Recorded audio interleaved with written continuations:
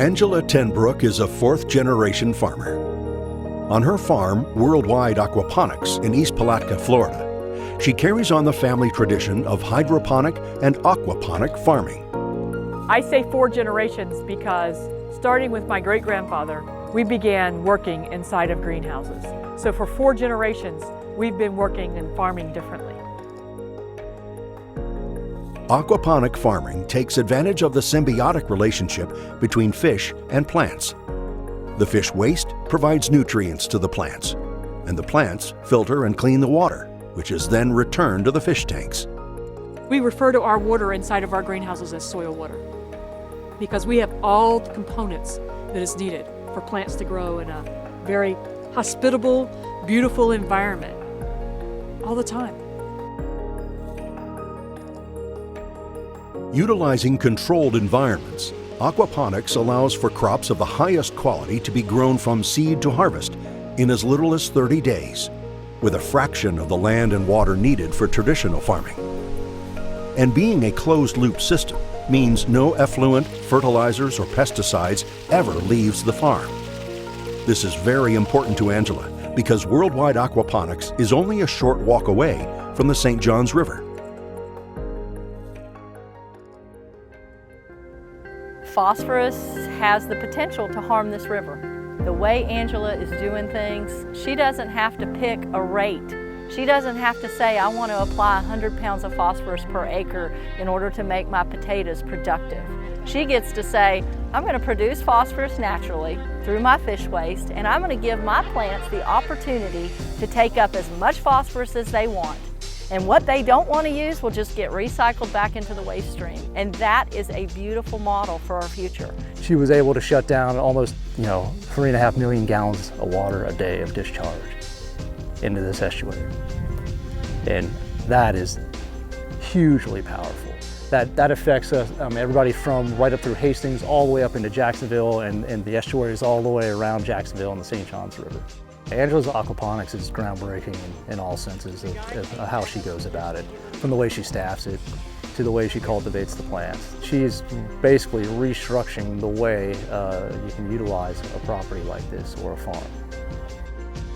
In 2013, Angela began work on a new project, Traders Hill Farm, which would utilize an abandoned chicken barn and repurpose it into a fully fledged aquaponics farm. Once described as a science fair project, Traders Hill Farm proved to be an unmitigated success, growing from a 5,000 unit production to 155,000 when she sold the business in 2017. In 2015, Angela founded the leading-edge consultation company, Aqua Hortus, working with people worldwide to build or repurpose facilities and operate similar aquaponic systems. One of the mottos that she's talking about all the time is feed the world. And this is exactly what she is doing. When she sees that some people are short of resources, she thinks about how to get it to them, but not how to give them the supplies, but how to help them to create the supplies for themselves. When we're able to teach people how to do things, it helps them to go on and teach another. This is a woman who has touched multiple countries across the world, right? She's got over 200 aquaponics initiatives that she's been involved with everywhere from here in Florida to Prague to the British Virgin Islands. Angela's passion for sustainability and community outreach cannot be overstated.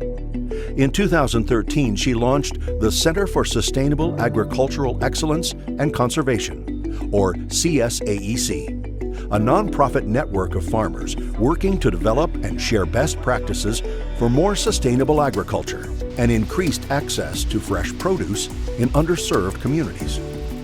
She's somebody who, when she sees a challenge, she's all ready to jump in and try to solve it, right? And so food insecurity in Northeast Florida, as it is throughout our country, is a significant issue. And so it makes sense to me that that would be a strong focus for Angela.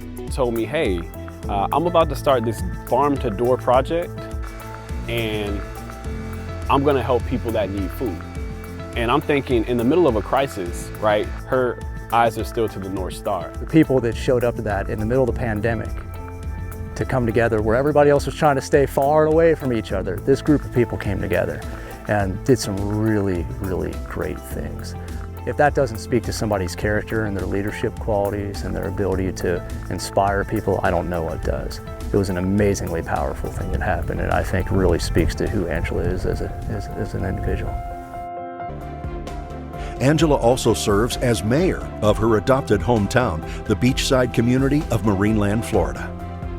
Marineland is the most remarkable place you'll ever live. It is 200 acres of native Florida, never been touched. It is along the ocean and along the river. So you are surrounded by pristine, level, Class II waterways that are most amazing. You can live, work, and play there. Whether Angela is at home in Northeast Florida or on the other side of the globe, she will continue her quest to end food insecurity. As I close my eyes for the last time, I would be satisfied to know that millions of people didn't go hungry because of the work, my life's work. I would feel that I met my big, hairy, audacious goal that in the future, we don't have people going to bed starving or hungry. They have nutrition, and they are properly nourished so that we can have a better world and a better planet.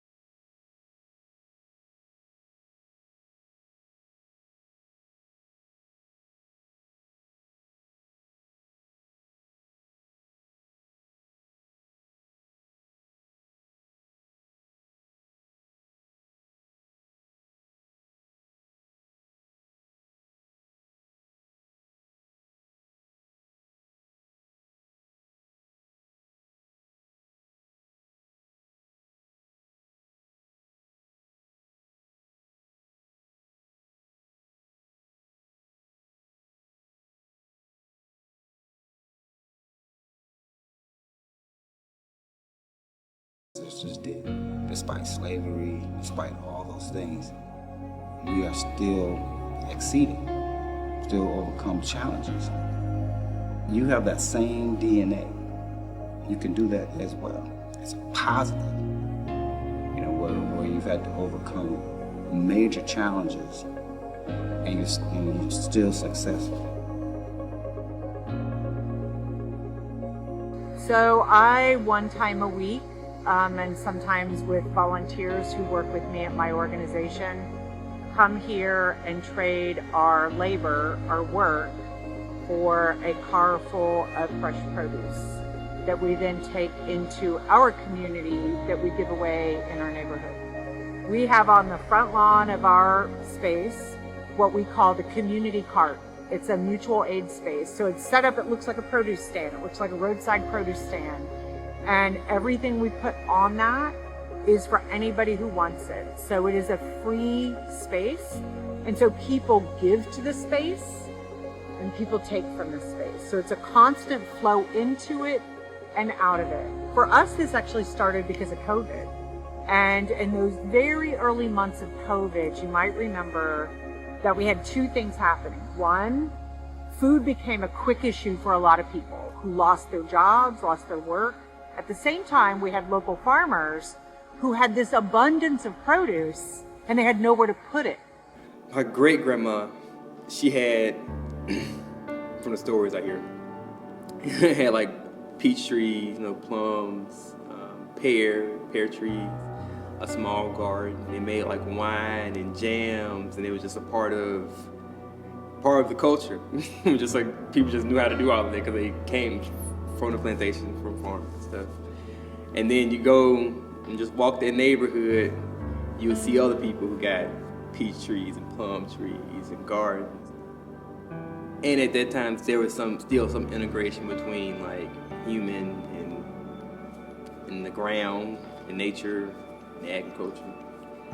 And so how do we bring that back? How do we make that fun and cool or modern, recognizing that agriculture looks very different. Where my food comes from, then And so, it's a real disconnect between, nature, agriculture, how you get folks involved in the development of their community, development of the economic engine that drives everything. And for too long it's been, held up with just like, certain people or certain groups or certain races, But at the same time, there hasn't been like a real push to just sit down and say like, okay, how can this neighborhood look? How can this neighborhood look? How can this neighborhood look? We also need to be training the next generation of farmers too. And so there's a need for workforce development to train folks to build new farms and the farms for the future, while also assisting on those ones who already are here in prison. Where do you fit in this puzzle? And how can we really chart a realistic plan how we're going to really improve and transform our community if we can? But at the same time, we also got to have real opportunities for folks to have work-based training, to have mentors, but also, most importantly, to get paid.